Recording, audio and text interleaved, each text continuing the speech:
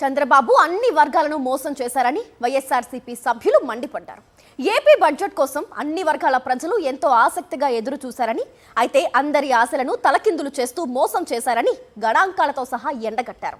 కూటమి పాలన చేపట్టి 2 సంవత్సరాలు అవుతున్నా ఇప్పటికీ జగన్ ప్రభుత్వాన్ని విమర్శించడం తప్ప బడ్జెట్లో ఏమీ లేదని ధ్వజమెత్తారు వైఎస్ఆర్సీపీ సభ్యులు. ఏపీ అసెంబ్లీలో బడ్జెట్ సమావేశాలు జరుగుతున్నాయి. ఈ సమావేశాల సందర్భంగా శనివారం ఆర్థిక మంత్రి పయ్యావుల కేశవ్ శాసనసభలో 2026-27 వార్షిక బడ్జెట్ను ప్రవేశపెట్టారు. 2026-27 ఏడాదికి ఏపీ బడ్జెట్ 3,32,205 కోట్లుగా వెల్లడించారు. శాసన మండలిలో హోంశాఖ మంత్రి వంగలపూడి అనిత బడ్జెట్ను ప్రవేశపెట్టారు. భారీగా ద్రవ్యలోటుతో కూటమి సర్కార్ బడ్జెట్ రూపకల్పన చేసింది. 75,868 కోట్ల ద్రవ్యలోటును ప్రభుత్వం చూపించింది. అలాగే 22,000 కోట్ల రెవెన్యూ లోటు ఉన్నట్టు ప్రభుత్వం తెలిపింది. ఈ ఏడాది కూడా భారీగా అప్పులు చేయాలని నిర్ణయించింది.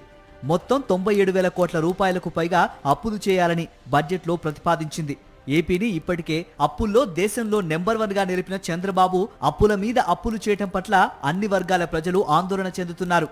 ఆత్మస్తుతి పరనిందల బడ్జెట్ ప్రసంగం సాగిందన్నారు మండలి విపక్ష నేత బొత్స సత్యనారాయణ. బడ్జెట్ మొత్తం చంద్రబాబు, పవన్, లోకేష్ భజన తప్ప ఏమీ లేదన్నారు. గత ప్రభుత్వంపై అన్ని నిందలే అని, ఏ వర్గానికి మేలు జరిగేలా బడ్జెట్ లేదన్నారు బొత్స. బడ్జెట్ చదువుతుందని చెప్పి చూశాను. ఆత్మస్తుతి పరనింద అంటే వాళ్ళు పొగుడుకోవడం, మా అబ్బాయి గత ప్రభుత్వం అని చెప్పి మా మీద వచ్చి నిందలు వేయడం. ఈ ప్రభుత్వాన్ని ఎందుకు ఇచ్చారు? గత ప్రభుత్వం మంచి చేసిన పక్క పెడితే నువ్వు ఉద్ధరిస్తావని కదా, మీరు ఉద్ధరిస్తారని కదా మీకు అధికారం ఇచ్చారు అని చూస్తే ఒక 100 సార్లు వచ్చి చంద్రబాబు నాయుడు గారి పేరు, ఒక 75-80 సార్లు వచ్చి లోకేష్ గారి పేరు, ఒక 50 సార్లు వచ్చి నరేంద్ర మోడీ గారి పేరు, ఒక 20 సార్లు వచ్చి పవన్ కళ్యాణ్ గారి పేరు. అసలే ఏ సెక్షన్ కూడా. కూటమి ప్రభుత్వం మరోసారి నిరుద్యోగుల్ని, మహిళల్ని, విద్యార్థుల్ని, అన్నదాతల్ని, ఉద్యోగుల్ని ఇలా చెప్పుకుంటూ పోతే వారు వీరు అని కాకుండా అన్ని వర్గాల ప్రజల్ని మోసం చేసింది. 2026-27 ఆర్థిక సంవత్సరం కోసం ప్రవేశపెట్టిన బడ్జెట్లో చంద్రబాబు ప్రభుత్వం నిరుద్యోగ భృతికి పైసా కేటాయించలేదు. ఆడబిడ్డ నిధి పథకానికి ఈసారి 0 పెట్టింది. ప్రతి మహిళకు 1,500 రూపాయలు నెలకు ఇస్తామని హామీ ఇచ్చింది. ఆ హామీని నెరవేర్చడానికి వీరుగా ప్రభుత్వం కేటాయింపులు చేయలేదు. అంటే ఆ మేరకు ఏపీ మహిళలను వెన్నుపోటు పొడిచారు. మొత్తం మీద అన్ని వర్గాల ప్రజలను నిట్ట నిలువునా ముంచారని వైఎస్ఆర్సీపీ సభ్యులు మండిపడ్డారు. అసలు ప్రజారంజక బడ్జెట్ అని వీళ్ళు చెప్పుకుంటూ ఉన్నారు, కానీ ఇది ప్రజా కంటక బడ్జెట్.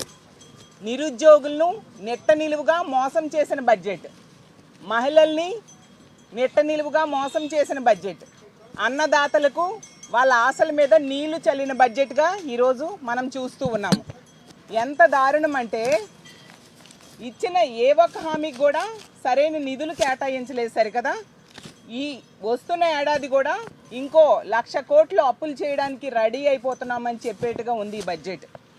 ఇప్పటికే 3,27,000 కోట్ల రూపాయలు వీళ్ళు అప్పులు చేయడం జరిగింది. పోనీ అప్పులు చేసి ఇచ్చిన హామీలు ఏమైనా నెరవేర్చారంటే అది లేదు.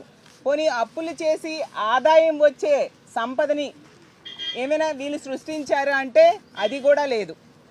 అన్నదాత సుఖీభవ పథకానికి తూట్లు పొడిచారు. 54 లక్షల రైతు కుటుంబాలకు 20,000 రూపాయలు ఇస్తామని హామీ ఇచ్చిన ప్రభుత్వం అరాకొర కేటాయింపులతో రైతుల్ని వంచింది. ధరల స్థిరీకరణకు కేవలం 500 కోట్ల రూపాయలు మాత్రమే కేటాయించి మమా అనిపించింది. ఎప్పట్లాగే ప్రభుత్వ పాఠశాలల్ని చిన్నచూపు చూశారు.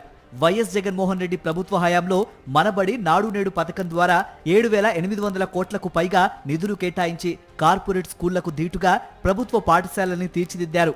తాజా బడ్జెట్లో కూటమి సర్కార్ నాడు నేడు పథకాన్ని నిర్లక్ష్యం చేసింది. అంతేకాదు ప్రభుత్వ పాఠశాలల్లో సిబిఎస్ఈ, ఐబీ, టోఫెల్ నిలిపివేస్తున్నట్టు ఆర్థిక మంత్రి పయ్యావుల కేశవ్ ప్రకటించారు. ప్రభుత్వ ఉద్యోగులకు కూటమి సర్కార్ షాక్ ఇచ్చింది. పీఆర్సీ, ఐఆర్పై ప్రస్తావన లేకుండా బడ్జెట్ ప్రవేశపెట్టడంతో ఉద్యోగులు రగిలిపోతున్నారు. ఈ బడ్జెట్లో కూడా సిపిఎస్ రద్దుపై ఎలాంటి ప్రస్తావన లేదు. అధికారంలోకి రాగానే ఐఆర్ ఇస్తామని హామీ ఇచ్చిన చంద్రబాబు ఆ హామీని బుట్టదాఖలు చేశారు. కూటమి పాలన ఏర్పడి ఇప్పటి వరకు 3 బడ్జెట్లు ప్రవేశపెట్టినప్పటికీ ఐఆర్ ఇవ్వకపోవడంపై ప్రభుత్వ ఉద్యోగులు మండిపడుతున్నారు.